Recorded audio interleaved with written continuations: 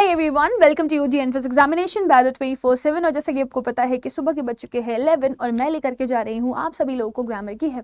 सो आज है आपका रूल नंबर 14। तो आज डे 14 भी है और मैं आपको बताने वाली हूँ एक नया रूल, राइट। तो अभी तक हम जो रूल पढ़ रहे थे वो वर्ब से रिलेटेड था, आगे भी हम वर्ब को ही कंटिन्यू करेंगे। आपको बता दूं यहाँ पे सब्जेक्ट नंबर 1 और सब्जेक्ट नंबर 2 से रिलेटेड हमारे पास जो वर्ड था वो कौन सा वर्ड था, वो एंड था। और अगर मैं एंड वर्ड के बारे में बात करूं तो ये एंड कुछ और नहीं बल्कि क्या होता है, कंजंक्शन होता है। बहुत सारे बच्चे आप में से ये सोचेंगे कंजंक्शन का मतलब मैम, तो मैं आपको बता दूं conjunction is a kind of connector. Connector क्या काम करता है? कनेक्टर आपके या तो दो सब्जेक्ट्स को जोड़ रहा होता है, दो वर्ड्स को जोड़ रहा होता है, या दो सेंटेंसेस को जोड़ रहा होता है। सो जो शब्द दो से ज्यादा या दो शब्दों को जोड़ रहा होता है उसे आप कंजंक्शन बोलते हो या कनेक्टर बोलते हो, राइट। तो एंड के अलावा भी बहुत सारे कंजंक्शंस होते हैं जिससे रिलेवेंट आपके एग्जाम्स में रूल्स बनते हैं और वो पूछे भी जाते हैं। तो रूल क्या है आपका, अगर मान लीजिए आपके पास सब्जेक्ट नंबर 1 दिया गया है और आपके पास एक और सब्जेक्ट दिया गया है सब्जेक्ट नंबर 2, और इनसे जुड़े हुए अगर आपके पास सिंगुलर कंजंक्शंस आते हैं तो अब आपके दिमाग में आएगा मैम सिंगुलर कंजंक्शंस क्या होते हैं, राइट। तो मैं आपको बता दूं जितने भी यहां पर मैं रेड कलर से लिख रही हूं वो सारे के सारे कंजंक्शंस हैं, इसलिए मैंने स्टार लगा दिया है। वो भी कौन से conjunction? Singular conjunction. Singular conjunction आप उन्हें बोलते हो जो आपके दो सब्जेक्ट को जोड़ रहे हो और वो पेयर में ना हो, जैसे as well as, with, together with, ठीक है, along with,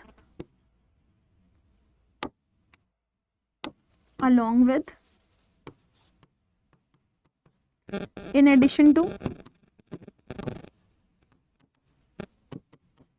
no less than, right। अगर आपके पास ये सारे वर्ड्स आ जाते हैं, आपको ये वर्ड्स एज इट इज रट लेने, as well as, with, together with, along with, in addition to, no less than. अगर आपके पास ये कंजंक्शंस आते हैं और इन्हीं को ही आप क्या बोलते हो, इन्हीं को ही आप बोलते हो सिंगुलर कंजंक्शंस। तो अगर आपको एग्जाम्स में अपने ये कंजंक्शंस दिखाई दे जाए, राइट, क्या बोला मैंने इनको, ये कंजंक्शंस कौन से कंजंक्शंस हैं, ये कंजंक्शंस हैं आपके सिंगुलर कंजंक्शंस, राइट। अगर आपको एग्जाम में अपने ये कंजंक्शंस दिखाई दे जाए तो आपने क्या करना है, आपने ध्यान रखना है अगर ये कंजंक्शंस आपके दो के दो सब्जेक्ट से जुड़े हुए होंगे तो उस कंडीशन पे आपको वर्ब के ऊपर थॉट देना है कि वर्ब कौन सी लगेगी, क्या वर्ब सिंगुलर लगेगी या फिर वर्ब प्लूरल लगेगी।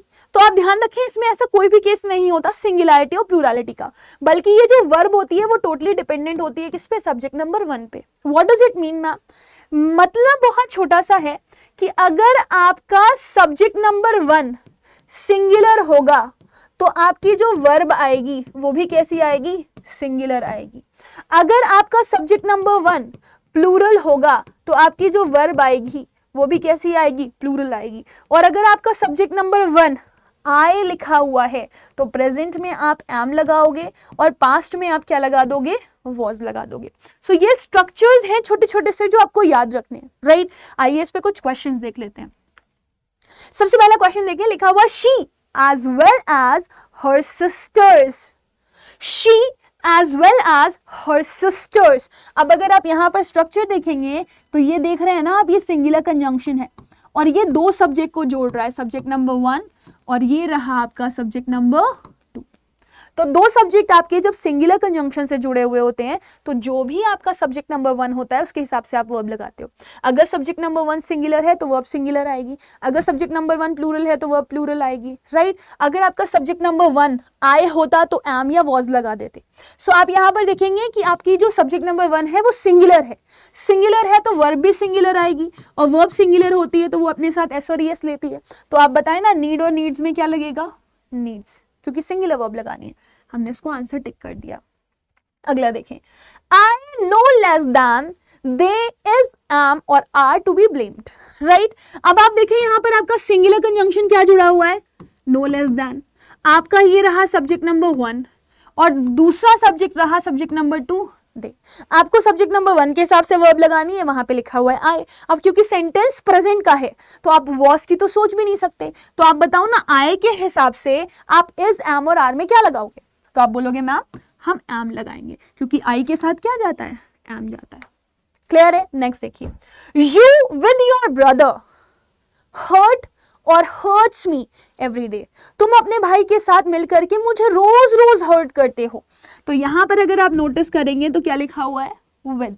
विद है आपका सिंगुलर कंजंक्शन, सब्जेक्ट नंबर 1 है यू और सब्जेक्ट नंबर 2 है आपका योर ब्रदर। तो ब्रदर तो सिंगुलर है, लेकिन अगर आप यू की बात करोगे, राइट, तो आई और यू आपके एक्सेप्शंस में रखे गए हैं, ये प्लूरल होते हैं और उनके साथ हमेशा प्लूरल ही वर्ब लगती है। और आपको पता है जब प्लूरल वर्ब आती है तो एस और ई एस नहीं लगता।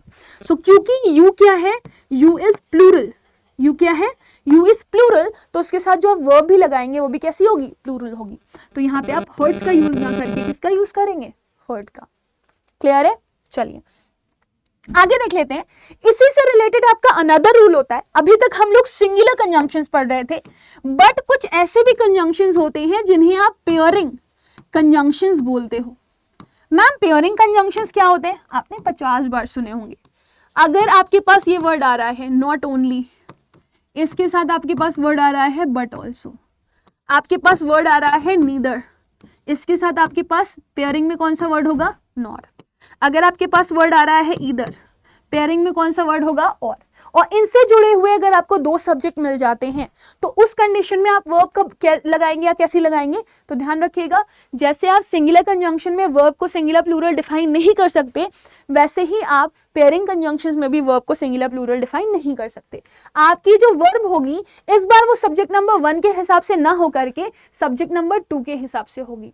तो आप ध्यान रखेंगे कि सब्जेक्ट नंबर 2 जो भी रहेगा वही वर्ब आएगी। अगर सब्जेक्ट नंबर 2 आपका सिंगुलर है तो आपकी वर्ब भी कैसी आएगी? सिंगुलर आएगी। अगर आपका सब्जेक्ट नंबर 2 जो है वो प्लूरल है तो आपकी जो वर्ब है वो भी कैसी आएगी? प्लूरल आएगी। अगर आपका सब्जेक्ट नंबर 2 आई दिया गया है तो प्रेजेंट में एम और पास्ट में आप क्या लगा देंगे? वॉज लगा देंगे। तो करें क्वेश्चंस, देखते हैं ये क्वेश्चंस क्या कह रहे हैं। कह रहा है neither you nor your father look और looks for the better option. तो यहां पर आपके पेयरिंग कंजंक्शंस आ रहे हैं कि नहीं आ रहे हैं? आप देखो आ गया ना पेयरिंग कंजंक्शन। सब्जेक्ट नंबर 1 लिखा हुआ है यू और सब्जेक्ट नंबर 2 लिखा हुआ है योर फादर। आपको यू से कोई मतलब नहीं, आपको फर्स्ट सब्जेक्ट से कोई मतलब नहीं, आपको सेकंड सब्जेक्ट के हिसाब से वर्ब लगाने हैं। अब सेकंड सब्जेक्ट आपका क्या है? फादर, सिंगुलर है और सिंगुलर के साथ आप सिंगुलर वर्ब लगाते हो जिसमें एस और एस आता है, तो आप लुक्स हटा दो, लुक लिख दो, ठीक है। Similarly, either the teacher or the student was or were involved. This is the sentence which is written, right? तो अब आपका यहाँ पर अगर पेयर देखेंगे आप तो either और का पेयर लगा हुआ है, दिख रहा है, ठीक है। और ये रहा आपका सब्जेक्ट नंबर 1, ये रहा आपका सब्जेक्ट नंबर 2। आपको सब्जेक्ट नंबर 1 से कोई मतलब नहीं है, सिंगुलर हो चाहे प्लूरल हो, आपको सब्जेक्ट नंबर 2 से मतलब है। अब आप इस सब्जेक्ट को चेक करेंगे तो आपको सब्जेक्ट क्या लिखा हुआ है? प्लूरल। तो वर्ब भी कैसे लगाएंगे? प्लूरल। और जब वर्ब प्लूरल लगाते हैं तो उसमें एस और एस नहीं आता, मतलब आप वॉस को कट कर देंगे और क्या लगा देंगे? लास्ट क्वेश्चन पे आए। नॉट ओनली के साथ कनेक्टेड मिल रहा है आपको बट ऑल्सो, मिल गया ना पेयरिंग कंजंक्शन। ये है सब्जेक्ट नंबर 1 और आई है आपका सब्जेक्ट नंबर 2, ठीक है। अब अगर आप देखें तो आपको सब्जेक्ट नंबर 1 से कोई मतलब नहीं है क्योंकि पेयरिंग कंजंक्शन आ रहा है। आपका सब्जेक्ट नंबर 2 आई लिखा हुआ है, अब आई के हिसाब से ही आप वर्ब लगाएंगे क्योंकि सेंटेंस पास्ट में है तो पास्ट में आई के साथ क्या लगता है? वॉज। सो क्या लिखेंगे आप? Not only they but also I was wrong. I hope आपको इसकी क्लैरिटी मिल गई होगी। अब जाते जाते मैं आपको एक क्वेश्चन जरूर से जरूर देना चाहूंगी जिसको आप एज होमवर्क करोगे और जब आप होमवर्क में मुझे आंसर करोगे तो I will give a heart, है ना, जो कि मैं अभी तक नहीं कर रही थी और बच्चे बोल रहे थे कि मैम आंसर्स भी बता दिया करिए। तो इसको मैं हार्ट से आपको सिंबल बताऊंगी कि करेक्ट था आपका आंसर या नहीं। और मैं चाहती हूँ मैक्सिमम टू मैक्सिमम बच्चे मुझे क्वेश्चंस के आंसर करें। तो मेरा क्वेश्चन ये है कि अगर मैंने आपके पास सेंटेंस इस तरह से लिख दिया, आई along with my mother, right?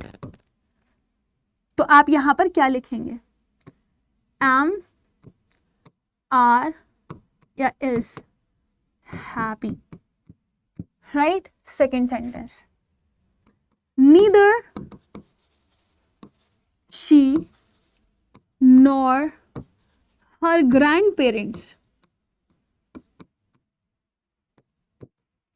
pay or pays attention to others, right. So अब मैं मिलती हूँ अगले सेशन में, तब तक के लिए bye bye, take care and god bless you all.